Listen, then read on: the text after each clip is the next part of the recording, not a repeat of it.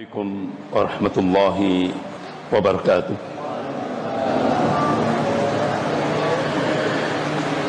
Innal hamdalillah nahmaduhu wa nasta'inuhu wa nastaghfiruh wa na'udzu billahi min shururi anfusina wa min sayyiati a'malina.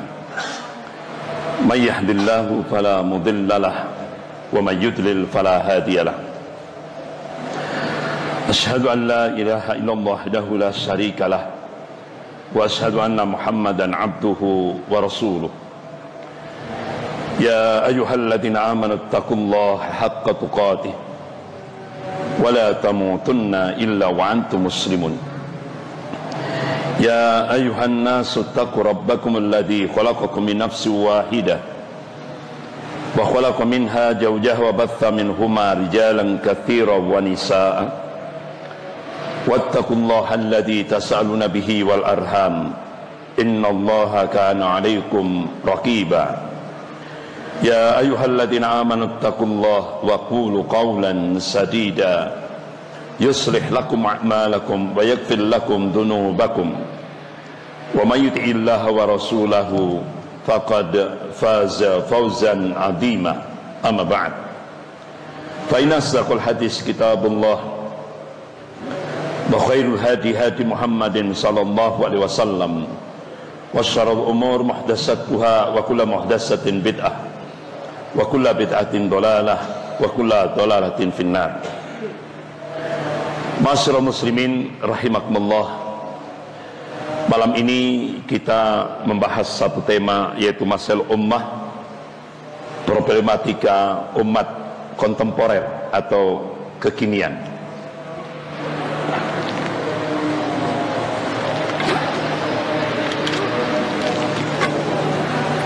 Saya berdiri aja Pak ya.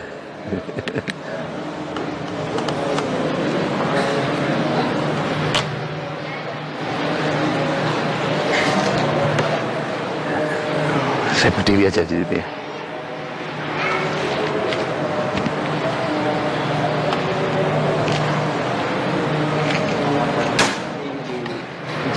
Ya. Oh ya. Ya. Bila?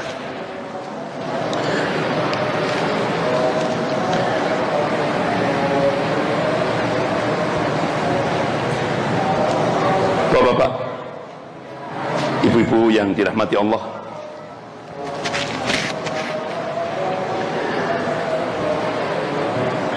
Rasulullah sallallahu alaihi wasallam mengingatkan kepada umatnya. Qala Rasulullah sallallahu alaihi wasallam, man asbaha bi amril mu'minin falaysa minni. Barang siapa yang bangun pagi hari dia tidak peduli terhadap masalah-masalah keumatan, Rasulullah menegaskan falaysa minni, mereka bukan golonganku. Artinya, manakala kita bangun pagi hari, kita cuek, masa bodoh terhadap problem umat, kita sudah tidak peduli terhadap umat, kita hanya peduli pada diri dan keluarga kita sendiri, masa bodoh terhadap umat, Rasulullah menegaskan falaysa minni, mereka bukan golonganku. Bahkan saat Rasulullah menghadapi naza, menghadapi syakratul maut, Rasulullah sallallahu alaihi wasallam yaumil isnin 12 Rabiul Awal, di penghujung waktu duha, saat-saat naza, Rasulullah terucap dalam ucapannya, ummati, ummati, ummati. Sampai beliau mau wafat, mau meninggal, masih mikirkan umatnya. Yang terakhir, as-salah, as-salah, as-salah, wattaqullah wa ma malakat aymanukum. Bapak-bapak, ibu-ibu yang dirahmati Allah, Rasulullah SAW mengabarkan kepada umatnya tentang kehidupan akhir zaman. Karena kita sekarang ini hidup di akhir zaman. Jadi sekarang ini kita menghadapi masa-masa hoax, Pak. Kebohongan. Ini sekarang ini sudah. Rasulullah mengingatkan, qala Rasulullah sallallahu alaihi wasallam, sayati 'alan nas sanawatun khada'atun yusaddiqu fiha al-kadhib wa yukadzibu fiha as-sadiq wa yu'tamanu fiha al-kha'inu wa yukhaffanu fiha al-aminu wa yantiku fiha ar-raybidah. Qila wa man raybidah? Qala ar-rajul at-tafihu fi amril ammah. Rawahu al-Hakim. Rasulullah mengabarkan akan datang satu masa di mana penuh penipuan, masa-masa yang penuh tipu daya, masa-masa yang penuh penipuan. Rasulullah mengabarkan di mana orang berdusta itu dipercaya, sementara orang yang jujur didustakan. Jadi yang hak dikatakan batil, yang batil dikatakan hak. Kira-kira sudah muncul apa enggak ini? Ya sekarang ini sudah masanya. Sudah masanya sekarang ini. Bahkan pengkhianat diberi kedudukan. Ya sekarang ini, Pak. Jadi koruptor menjadi pejabat. Sementara orang yang jujur, amanah disingkirkan, tidak dihormati. Kira-kira sudah terjadi enggak? Sudah. Jadi sekarang koruptor jadi gubernur, jadi menteri, ya kan? Sementara orang yang jujur, orang yang amanah disingkirkan, tidak dihormati. Ini sudah masanya, sudah seperti itu. Bahkan Rasulullah mengabarkan yang banyak berbicara pada saat itu ar-raybidah. Ar-raybidah itu orang yang nggak ngerti agama tapi mimpin rakyat kebanyakan. Sekarang sudah tren. Sekarang ini banyak preman jadi anggota DPR. Ya, yang penting punya fulus. Itu sekarang sudah masanya. Ini masa-masa yang penuh tipu daya. Bagaimana Rasulullah SAW memberikan wasiat amanah kepada umatnya, rambu-rambu ketika kita hidup berbangsa dan bernegara. Rasulullah mengabarkan, qala Rasulullah SAW, innakum satarawna ba'di attar wa umuran tunkirunaha. Sepeninggalku nanti kalian akan menyaksikan attarah. Attarah itu ulama-ulama hadis menafsirkan penguasa yang zalim. Wa umuran tunkirunaha. Hal-hal yang tidak kamu sukai, hal-hal itu merupakan pelanggaran agama, itu malah diangkat, dimunculkan. Hal itu menurut kita itu sudah pelanggaran agama, tapi malah dimunculkan. Nah itu sudah terjadi. Nah, apa wasiat Rasulullah? Qala, ketika sahabat bertanya pada Rasulullah, wahai Rasulullah, kalau itu sudah ada, sudah kami rasakan dalam kehidupan kami, apa yang kau perintahkan? Apa yang kau wasiatkan wahai Rasulullah? Qala, addu ilaihim haqqahum wassalallahu haqqakum.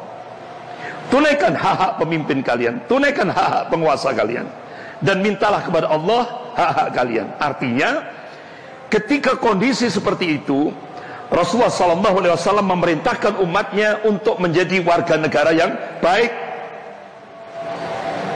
Tetap Rasulullah minta kepada umatnya untuk menjadi warga negara yang baik. Tunaikan hak-hak penguasa kalian, dan mintalah kepada Allah hak-hak kalian. Wahai Rasulullah, apakah boleh kami melakukan bughat, berontak? La, jangan, tidak boleh.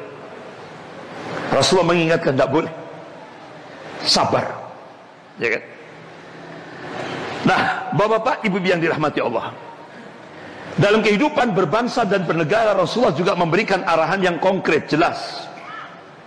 Qala Rasulullah SAW, satakunu ba'di ummara. Sepeninggalku nanti kalian akan menyaksikan umara. Umara itu kan penguasa, ya, atau pemerintahan.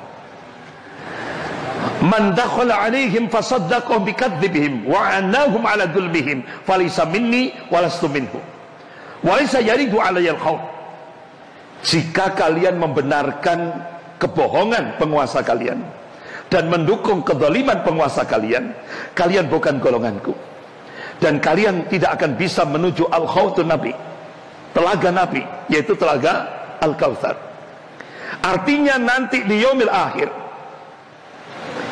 saat-saat puncak kehausan manusia, kalau kita membenarkan kebohongan, hoax gitu ya, kebohongan penguasa kita, dan mendukung kezaliman penguasa kita, kita tidak akan bisa, kita akan tersingkir dari telaga Al-Kautsar. Kita akan bisa menuju Al-Khawthun Nabi, telaga Nabi. Sebaliknya, wa man lam yadkhul alaihim wa lam yusaddiqhum bikadzibihim wa lam yu'inhum ala dhulmihim fa huwa minni wa ana minhum wa sayarju alayya al-khawth. Sebaliknya, kata Rasulullah, jika kalian tidak membenarkan hoaks, kebohongan penguasa kalian, dan kalian tidak mendukung kezaliman penguasa kalian, kalian golonganku, dan kalian akan bisa menuju Al-Khawthun Nabi, yaitu telaga Al-Kautsar. Kita bisa meminum air telaga Al-Kautsar dan dijamin tidak akan haus selama-lamanya nanti di yaumil akhir. Ini hadis rawahu Nasa'i fi Kitabil Imarah. Mungkin bapak-bapak yang sepuh-sepuh masih ingat Buya Muhammad Natsir, Allahumma yarham. Kata beliau, ini ungkapan yang sering muncul di media sosial. Saat penjajah, saat kita dijajah, kata beliau, ketika umat Islam beribadah dibiarkan oleh penjajah Belanda waktu itu. Jika kita berekonomi akan diawasi. Begitu umat Islam masuk wilayah politik akan dihabisi dan dicabut sampai ke akar-akarnya. Itu. Nah, ternyata apa yang diungkapkan oleh beliau ini adalah Perdana Menteri pertama. Karena tahun 1955 ketika pemilu dimenangkan oleh Masyumi, Majelis Syura Muslimin Indonesia. Beliau ini adalah tokoh Masyumi. Akhirnya beliau diangkat oleh Presiden Soekarno menjadi Perdana Menteri pertama Republik Indonesia. Dan waktu itu Indonesia masih bentuk RIS, Republik Indonesia Serikat.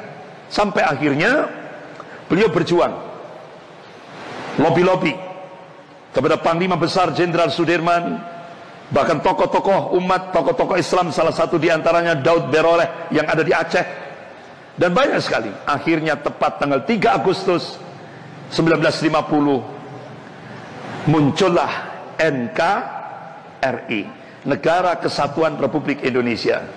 Nah, beliaulah pencetus Negara Kesatuan Republik Indonesia.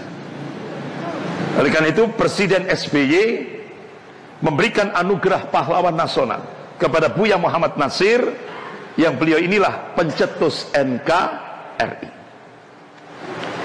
Tapi di akhir kekuasaan Presiden Soekarno memunculkan ideologi baru, namanya Nasakom, Nasionalis Agama Komunis. Jadi bapak-bapak yang sepuh-sepuh ini paham itu, Pak. Nasakom, Nasionalis Agama Komunis. Nah, salah satu diantaranya yang menolak ideologi Nasakom adalah Buya Muhammad Natsir, Allahumma yarham. Termasuk juga Buya Hamka, Allahumma yarham. Dan 907 ulama seluruh Indonesia menolak ideologi Nasakom. Akhirnya apa resikonya? Tahun 58, ini tahun 57, 907 ulama seluruh Indonesia kumpul di Palembang mengadakan muktamar alim ulama seluruh Indonesia. Isinya, hasil muktamar itu, ulama-ulama mengeluarkan fatwa. Yang pertama, ideologi komunis kufur hukumnya. Yang kedua, manakala umat Islam menerima ideologi komunis dengan keyakinan, kafirlah dia. Tidak sah menikah dan menikahkan, tidak sah waris mewarisi, dan haram hukumnya penyelenggaraan jenazahnya diselenggarakan secara Islam. Akhirnya tahun 58 Presiden Soekarno pidato dengan berapi-api. Jadi beliau marah terhadap keputusan fatwa tokoh-tokoh ulama se-Indonesia yang jumlahnya 907 ulama itu. Dikatakan oleh Presiden Soekarno waktu itu bahwa fatwa ulama yang mengharamkan ideologi komunis itu dikatakan oleh Presiden Soekarno komunis fobia dan amoral. Artinya ulama dikatakan oleh Presiden Soekarno amoral. Amoral berarti kurang ajar. Sehingga akhirnya tokoh-tokoh ulama termasuk Buya Muhammad Natsir yang mencetuskan Negara Kesatuan Republik Indonesia dijebloskan ke penjara tanpa prosedur hukum. Buya Muhammad Natsir dipenjara di Batu Malang. Buya Hamka, Kiai Haji AZ Mutakin, Allahumma yarham, Kiai Haji Isa Ansori, Allahumma yarham, Kiai Muhammad Rum, Kiai Haji Yunan Nasution, Kiai Haji Muhammad Ghazali, dan beberapa tokoh-tokoh Masumi dijebloskan ke penjara tanpa prosedur hukum, termasuk yaitu Kiai Prawoto Mangkusas Mito, dijebloskan hampir 907 ulama. Itulah kondisinya. Bapak-bapak, ibu-ibu, saudara-saudara yang dirahmati Allah, inilah realitas kekinian umat Islam. Mulai dari zaman Orde Lama sampai yaumil kiamah, ya ini tidak akan pernah selesai, ya kan? Jadi Allah dan Rasulnya sudah memberikan peringatan, as-sira' bainal haq wal batil. Pertarungan antara kebenaran dan kebatilan, antara al-haq dan batil, itu senantiasa ada sampai yaumil kiamah, tidak akan pernah selesai. Jadi pertarungan ideologis umat Islam mulai dari zaman dulu sampai sekarang sama, menghadapi kelompok nasionalis sekuler, komunis, Kristiani radikal, Syiah Rafidhah, dan golongan munafik. Itu dari dulu sampai nanti yaumil kiamah, ya tetap ini. Nah, bapak-bapak, ibu yang dirahmati Allah, mantan pimpinan pusat Muhammadiyah yaitu Profesor Din Samsudin, beliau sekarang sebagai Ketua Dewan Pertimbangan Majelis Ulama Indonesia Pusat. Bahkan beliau diangkat oleh Presiden Jokowi sebagai utusan Presiden dalam dialog agama dan peradaban. Ketika beliau ke Malang, tempat saya, tanggal 3 Mei, hari Rabu 3 Mei 2017 di kampus Universitas Negeri Malang, beliau menyatakan kejayaan umat Islam adalah juga kejayaan bangsa Indonesia. Jadi kejayaan umat Islam Indonesia juga kejayaan bangsa Indonesia. Karena pilar Indonesia ini salah satu diantaranya adalah umat Islam. Yang menguatkan Indonesia itu adalah umat Islam. Gitu. Jadi pilar negara ini umat Islam dan TNI. Nah, itu, Pak. Pilarnya dua. Nah, seperti itu. Kalau satu disingkirkan, otomatis negara ini akan goncang. Jadi kalau umat Islam dipinggirkan, otomatis negara ini akan goncang. Karena pilarnya itu adalah umat Islam dan TNI. Gitu. Beliau memberikan statement, sayangnya pemangku amanah di negeri tercinta ini selalu saja bersikap tidak adil. Kenapa kok tidak adil? Jadi umat Islam yang mayoritas di Indonesia ini rasanya bukan mayoritas, rasanya minoritas. Jadi umat Islam di Indonesia ini, Pak, pasca kemerdekaan sampai hari ini belum bisa menjadi tuan rumah di rumahnya sendiri, masih jadi tamu di rumahnya sendiri. Itulah yang terjadi. Makanya Profesor Din Samsudin menegaskan jangan coba-coba untuk mengeluarkan faktor kebesaran Islam dari Indonesia. Karena apa? Indonesia merdeka ini perjuangan umat Islam. Berapa darah syuhada dikorbankan sampai Indonesia merdeka menghadapi penjajah kafir Belanda ini. Itu darahnya para syuhada. Kemudian Profesor Din Samsudin datang lagi ke Malang hari tanggal 29 Oktober, hari Ahad 29 Oktober 2017 di Masjid Al-Ikhlas Jalan Raya Langsep. Beliau waktu itu memberikan kabar. Ini beberapa hari setelah beliau dilantik jadi utusan presiden bidang dialog agama dan peradaban. Jadi kata Profesor Din Samsudin, ketika beliau mau dilantik menjadi utusan presiden dan dialog agama dan peradaban, beliau minta syarat. Jadi Profesor Din Samsudin minta syarat kepada Presiden Jokowi. Kenapa? Beliau minta, kalau itu saya terima, tapi syaratnya satu. Apa? Karena beliau sebagai Ketua Dewan Pertimbangan Majelis Ulama Indonesia Pusat, beliau tetap kritis terhadap pemerintah. Karena beliau sebagai seorang ulama, beliau punya kewajiban amar ma'ruf nahi mungkar. Apa diterima oleh Presiden Jokowi? Ternyata diterima. Jadi tetap jabatan itu diterima oleh beliau, tapi beliau tetap memberikan syarat kepada Presiden, tetap beliau kritis terhadap pemerintahan.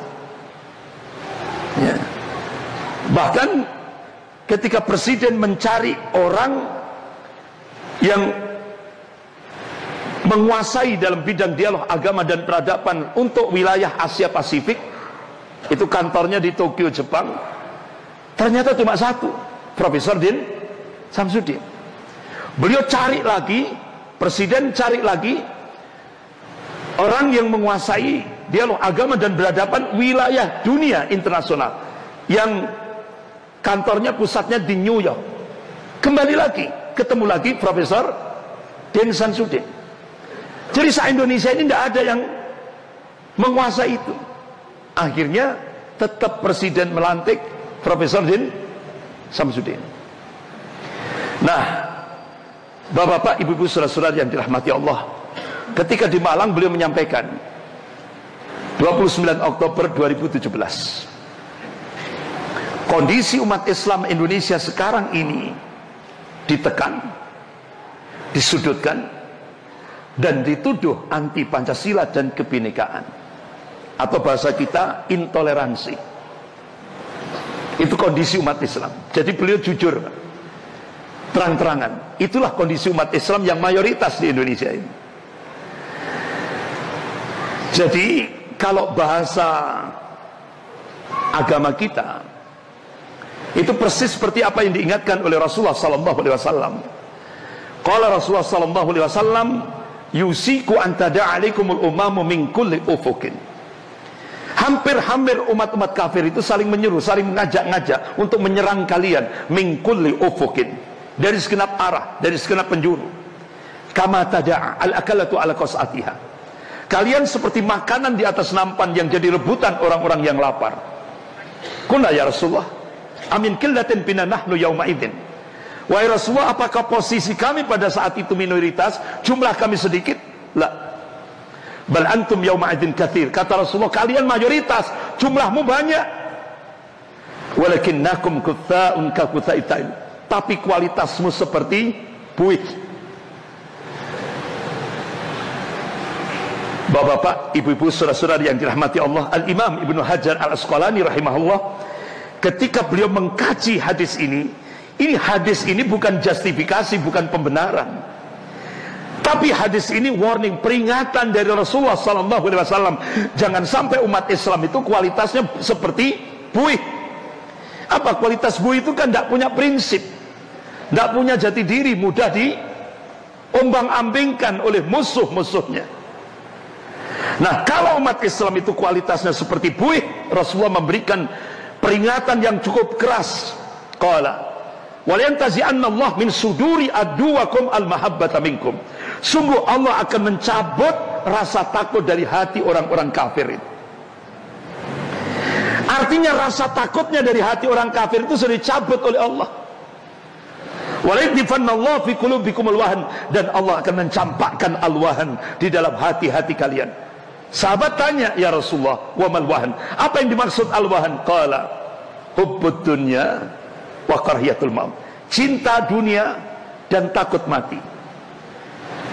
Nah, kalau sudah penyakit terlalu cinta dunia dan takut mati itu sudah menghinggap di hati kaum muslimin, apalagi menghinggap di hati pemimpin-pemimpin kaum muslimin, saat itulah Allah akan cabut rasa takutnya dari orang-orang kafir, dari hatinya orang-orang kafir. Dan kalian seperti makanan di atas nampan yang jadi rebutan orang-orang yang lapar. Itu bahasa kinayah, bahasa kiasan. Contoh ini, Pak. Tepat hari Rabu 21 September 2016. Gak usah saya kenalkan, sudah tahu semuanya. Jadi kata beliau, kita tidak ingin mencari pemimpin di satu daerah untuk menimbulkan sara. Kita ini negara yang dengan kemajemukan yang luar biasa, Bhinneka Tunggal Ika. Dijawab oleh Habib Rizik waktu itu dengan hari yang sama.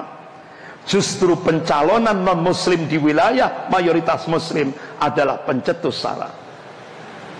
Jadi ketika beliau mencalonkan Ahok menjadi gubernur Jakarta, itu kata Habib Rizik, itulah pencetus sara. Masuk mayoritas muslim Jakarta mau dipimpin oleh orang kafir.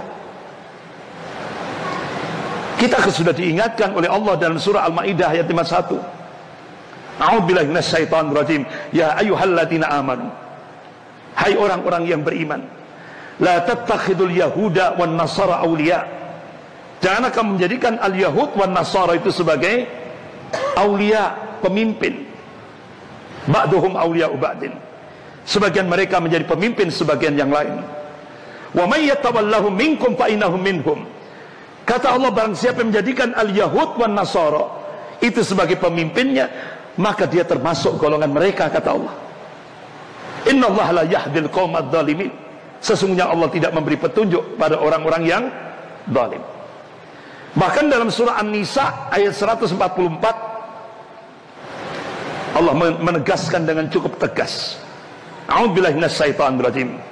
Ya ayyuhalladzina amanu la tattakhidul kafirin awliya min dunil mu'minin at-turidu an tas'alu lillahi alaikum sultanan mubina.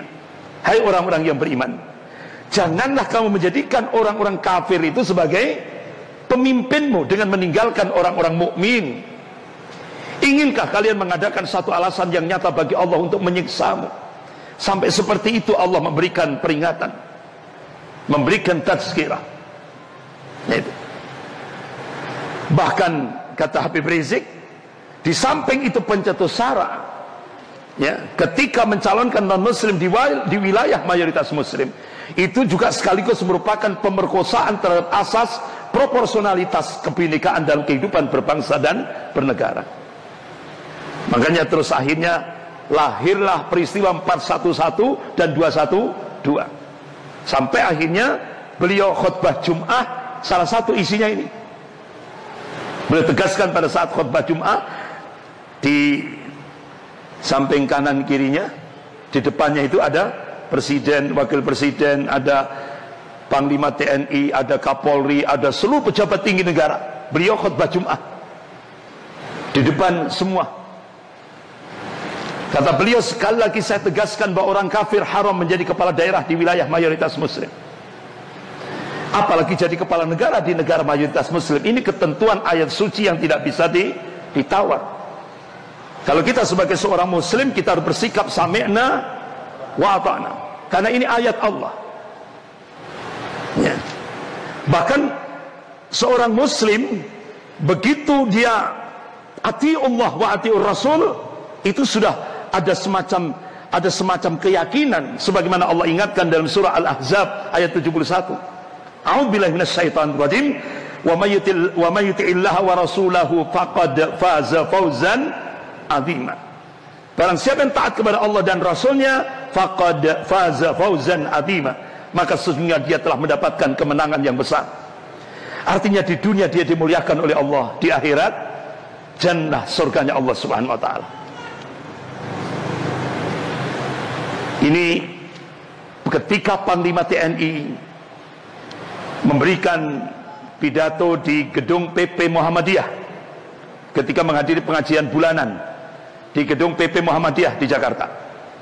Beliau tegaskan Indonesia merdeka oleh umat Islam. Ya, jadi Indonesia merdeka ini oleh umat Islam. Kan nggak mungkin apa? Orang Kristiani melawan Belanda. Mungkin enggak? Enggak mungkin, enggak logik gitu. Orang Belanda itu orang kafir, Kristiani. Masa orang Kristiani melawan Kristiani, kan enggak mungkin apa? Ya kan? Jadi Indonesia itu merdeka karena umat Islam. Jadi seperti itu. Bang, sekarang saja kita dirubah sejarahnya. Contoh Patimura. Patimura itu anak-anak kita di buku sejarah dikatakan Patimura orang Kristiani. Padahal itu tidak. Patimura itu orang Muslim taat. Namanya Ahmad Lusi. Beliau menegakkan, membangkitkan semangat jihad di Ambon untuk menghadapi penjajah Belanda. Tapi sekarang Pak, di buku sejarah Patimura itu dirubah agamanya jadi Kristiani. Yang rupanya penulis sejarah itu, ya kan? Astagfirullah, ini jahatnya Pak. Ya, jahatnya seperti ini. Terutama kalangan nasionalis sekuler mencoba merubah sejarah. Makanya sejarah itu tergantung penguasa. Siapa yang berkuasa. Seperti itu. Contoh Pak, tidak akan pernah Bapak Ibu lihat membaca sejarah yang namanya mujahidah yang sangat luar biasa dari Aceh, yaitu Laksamana Kemalahayati. Laksamana Kemalahayati itu Bapak kalau ke Aceh itu jadi pahlawan nasional. Beliau itu yang dikader pada masa Daulah Turki Utsmaniyah. Lahirlah mujahidah. Bahkan Laksamana Kemalahayati itu berhasil membunuh komandan Angkatan Laut Belanda. Langsung dibunuh oleh beliau. Dan itu tidak pernah ditulis dalam buku sejarah. Tapi kalau kita ke Aceh, baru kita melihat sejarah beliau itu. Yang di buku sejarah kan Raden Ajeng Kartini. Tidak ada Pak Laksamana Kemalahayati, tidak ada. Nah inilah sejarah. Bapak Ibu yang dirahmati Allah. Bahkan ketika di gedung PP Muhammadiyah, Panglima TNI waktu itu, dan sekarang kan sudah ganti, yaitu Jenderal Gatot Nurmantio, menegaskan Pancasila itu adalah hadiah dari Islam untuk Indonesia. Jadi Pancasila itu hadiah umat Islam untuk Indonesia. Loh kok sekarang umat Islam dituduh anti Pancasila? Ini kan maling teriak maling. Jadi kita harus cerdas Pak sekarang ini. Karena hampir 80% media sekarang ini dikuasai orang kafir. 80%. Ya, jadi kita umat Islam harus cerdas. Bahkan kata Panglima TNI Jenderal Gatot Nurmantio yang dulu, negara asing sangat berkepentingan untuk melemahkan persatuan dan kesatuan Indonesia serta memecah belah negeri ini. Jadi negara asing itu menggunakan isu intoleransi untuk mencapai tujuannya.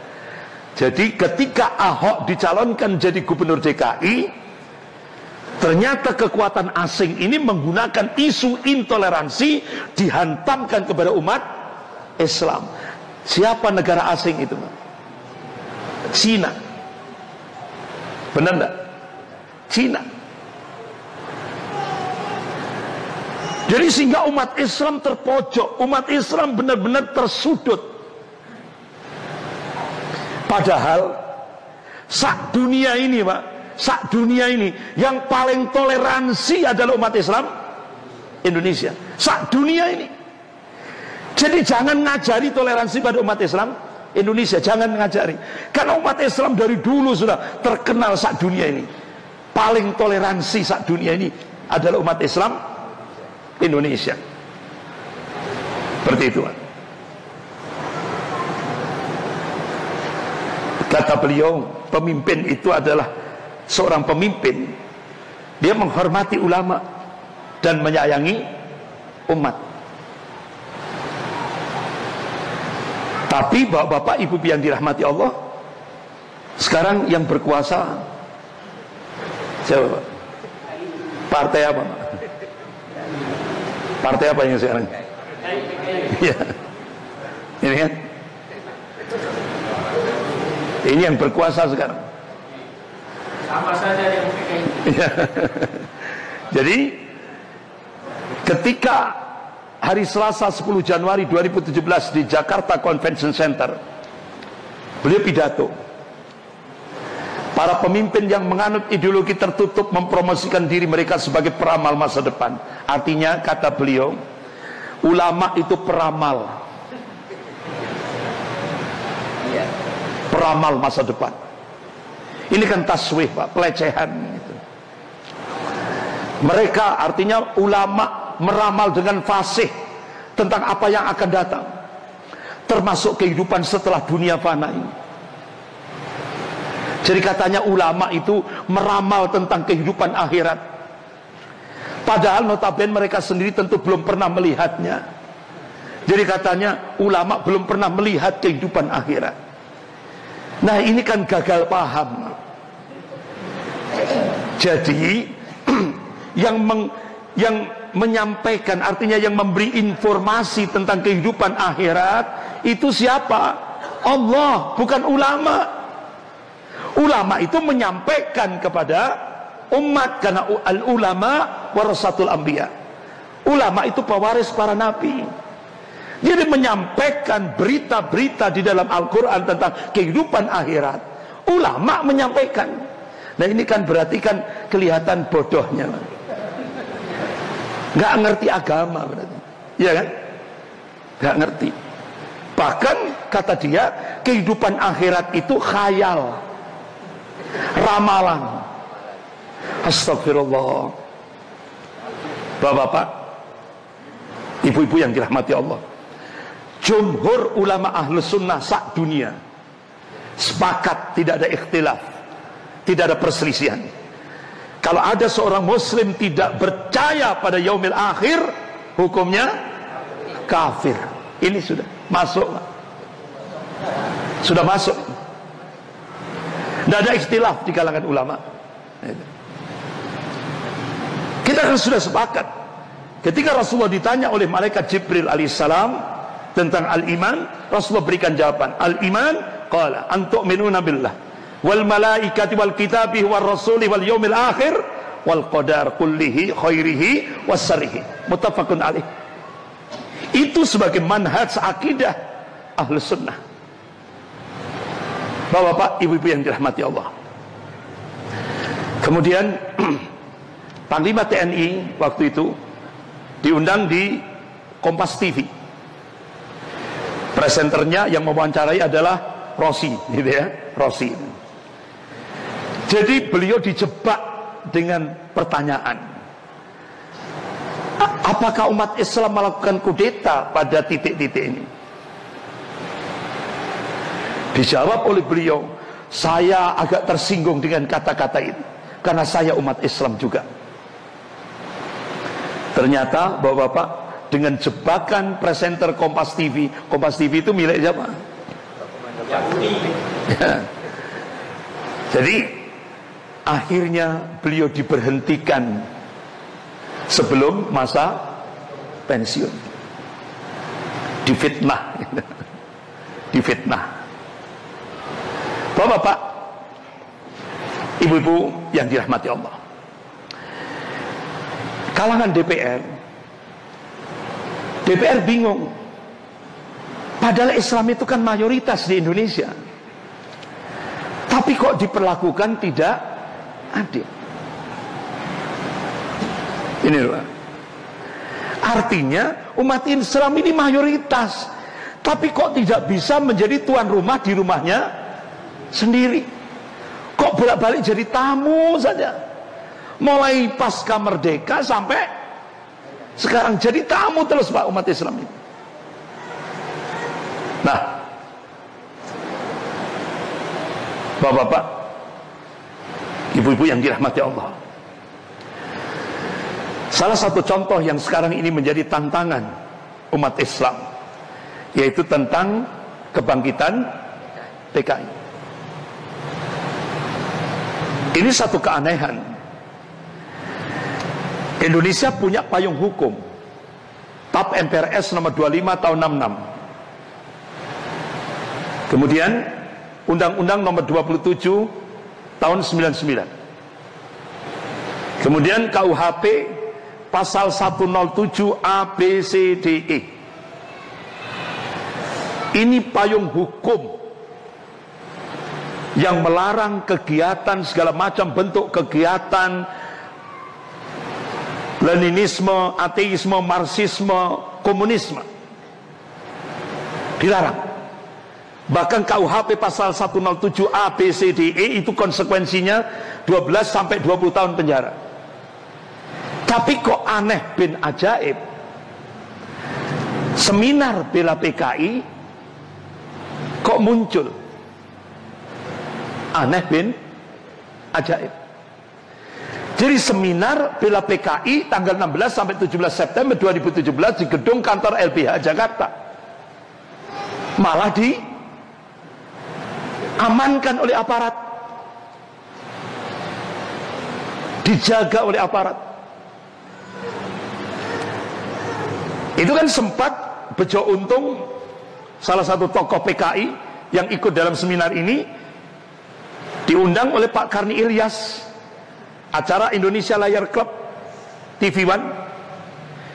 Ditanya oleh Pak Karni Ilyas, bagaimana Pak Bejo Untung tentang seminar bela PKI di kantor LBH Jakarta? Oh, enggak ada, yang ada cuma nyanyi-nyanyi saja itu.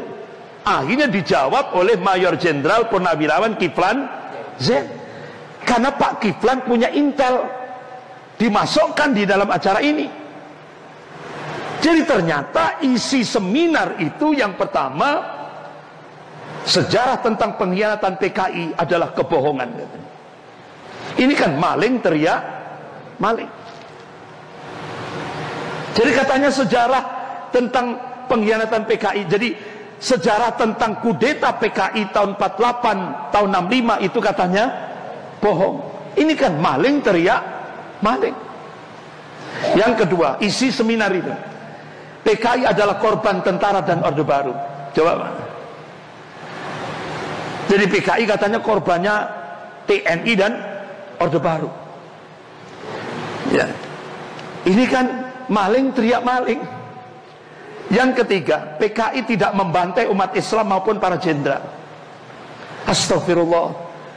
Jadi mereka berusaha dalam seminar itu membalik fakta. Padahal Pak, gontor, pondok pesantren gontor, berapa ulama-ulama gontor, santri-santri gontor yang dibantai oleh PKI? Berapa? Berapa umat Islam yang ada di Banyuwangi, Jawa Timur, yang dibantai oleh PKI? Berapa pelajar Islam Indonesia PII yang dibantai di Kanigoro, Blitar Selatan? Berapa ribu, berapa puluhan ulama yang dibantai di Jawa Tengah, di Solo, Kertosuro, ya kan? Berapa ulama itu? Dan 7 jenderal dibantai kemudian dimasukkan ke lubang buaya. Loh, itu tidak diakui, katanya bohong katanya. Astagfirullah. Ini Pak. Yang keempat, forum akan berjuang terus untuk memulihkan nama baik PKI. Yang kelima, PKI harus bangkit kembali. Itu isi seminarnya. Kemudian dalam seminar ini yang dihadiri oleh tokoh-tokoh PKI dan didukung oleh 26 LSM, Ormas LSM 26, dihadiri oleh 7 tokoh PKI, meminta syarat kepada pemerintah. Ini hasil isi seminarnya, hasil seminarnya. Pemerintah, yang pertama, pemerintah harus mengakui bahwa benar-benar ada pembantaian terhadap PKI. Jadi dibalik, pemerintah harus mengakui bahwa PKI dibantai katanya. Ini kan, ya Allah, diputar balikkan faktanya. Yang kedua, pemerintah harus minta maaf kepada PKI. Jadi pemerintah harus minta maaf pada PKI dan meluruskan sejarah PKI. Yang ketiga, pemerintah harus menegakkan hukum terhadap semua pihak yang terlibat dalam pembantaian PKI. Jadi pemerintah diminta menghukum yang membantai PKI. Padahal yang membantai umat Islam dan TNI adalah PKI. Jadi dibalik faktanya sekarang. Itu syarat. Nah, Isya. Adzan dulu Pak ya. Ya. Pas masuk Isya.